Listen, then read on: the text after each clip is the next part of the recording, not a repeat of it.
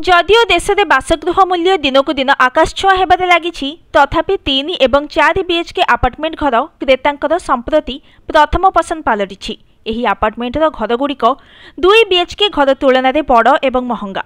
Bengaluru, Chennai, Delhi NCR और हैदराबाद भली सहर में बड़ घर चाहिदा एवं ढेर बढ़ी जाइछि।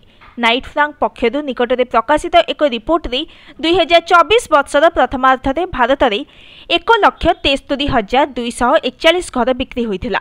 एथिरे सबुठारु कौतूहलर विषय होछि बिक्री होइथिबा घरगुड़िक मध्यरु 41% घरर मूल्य 1 कोटी टंकारु अधिक रहिथिला। यह स्पष्ट करुछि जे भारत में लोकंकर मध्यरे एबे प्रीमियम जीवनशैली बिताइबार धारा बढ़ुछि। कोरोना महामारी परे लोकमाने पुनर्बार निजस्व एक घर प्रति ध्यान देवा आरंभ करिसेंति।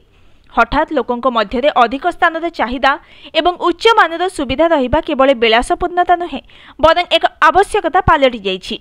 एहा छड़ा क्रेतांक मध्यरे मनोभाव में परिवर्तन विलासपूर्ण घरगुड़िकर चाहिदा को बढ़ाउछि। विशेषकर मुंबई, बेंगलुरु और दिल्ली एनसीआर भली बड़ सहर में एभली ट्रेंड देखा मिलुछि। भारतर विलासपूर्ण आवासिक बजार केवल घर मध्य सीमित नुहे, यह वर्तमान रियल इस्टेट क्षेत्र में एक प्रमुख अंश पलटि।